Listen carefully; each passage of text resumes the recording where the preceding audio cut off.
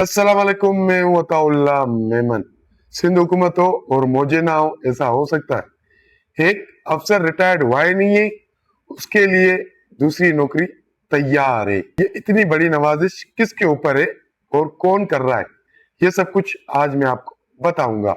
इससे पहले जिन दोस्तों ने मेरे चैनल को सब्सक्राइब नहीं किया, फेसबुक पर मुझे फॉलो नहीं किया, उनसे दरख्वास्त है कि यूट्यूब पर आप मुझे सब्सक्राइब करें, फेसबुक पर मुझे फॉलो करें, ताकि सिंध की सूरत से वक्तन फवक्तन बखूबिया आगा रह सके। सिस्टम सिस्टम सिस्टम, सिंध हुकूमत का सिस्टम सबकी जुबान आम है। सिस्टम चलाने वाले कौन है? ये सिस्टम चलाने वाले इतने बासर लोग हैं कि वो रिटायर्ड होते नहीं है एक नौकरी से, दूसरी नौकरी उनके लिए तैयार है। एक ऐसा ही वाकया सामने आया है जो आप सुनेंगे तो आप दंग रह जाएंगे। जरा का कहना है कि चीफ सेक्रेटरी सिंध के खास आदमी, सेक्रेटरी सर्विसेज गुलाम अली ब्रहमानी, जो 26 अगस्त 2026 को रिटायर होने वाले, क्योंकि वो खास है तो खास बंदे को तो ऐसा छोड़ा नहीं जा सकता, उसके लिए नई नौकरी तो चाहिए। तो सिंध हुकूमत ने भी कुछ ऐसा ही किया है। गुलाम अली ब्रहमानी के लिए एक नई नौकरी तलाश कर दी गई है। मजे की बात, उस नौकरी के लिए अखबार में एक इश्तिहार दिया गया है और उस इश्तिहार में एक नई नौकरी तैयार की गई है, यानी कि एक नई नौकरी बनाई गई है अपने पसंदीदा शख्स को सिस्टम में बरकरार रहने के लिए। और उस नौकरी को नाम दिया गया है focal person chief secretary Sindh. अब ये फोकल पर्सन की जो सीट है या नौकरी है, इससे पहले इसका वजूद नहीं था, लेकिन अब मैंने पहले आपको बताया था ना, सिस्टम में रहना है, सिस्टम को चलाना है, तो लाजमी है कि सिस्टम का आदमी सिस्टम में रहे। सिस्टम से बाहर निकल जाएगा तो पूरा सिस्टम डिस्टर्ब हो जाएगा। तो गुलाम अली ब्रहमानी साहब के लिए चीफ सेक्रेटरी फोकल पर्सन की नई नौकरी बनाई गई है। उसके लिए अखबारात में इश्तिहार दिया गया और उस अखबारात में जो रिक्वायरमेंट रखी गई है, जो यानी कि तजुर्बा मांगा गया है और जो एज बताई गई है, वो भी 58-60 इयर्स की एज, और तजुर्बा वही चाहिए जो सेक्रेटरी सर्विस को इस वक्त मौजूद है, यानी कि उससे ना कम ना ज्यादा वही तजुर्बा चाहिए जो इस वक्त सेक्रेटरी सर्विसेज गुलाम अली ब्रहमानी साहब के पास मौजूद है, और एज भी वही चाहिए।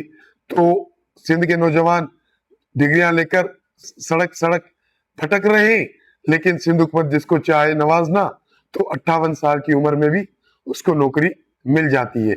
अब मजे की बात, चलो भाई, गुलाम अली रहमानी साहब तो चले गए, रिटायरमेंट उनकी करीब है, वो फोकल पर्सन बन जाएंगे, सिस्टम में उसको दोबारा एडजस्ट कर लिया जाएगा, तो उसकी जगह किसको रखा जाए? जैसे जराये ने बताया कि चीफ सेक्रेटरी को अपना निजाम चलाने के लिए गुलाम अली ब्रहमानी की जरूरत है, तो इसी तरह गुलाम अली ब्रहमानी को अपना निजाम चलाने के लिए भी अपना बंदा चाहिए।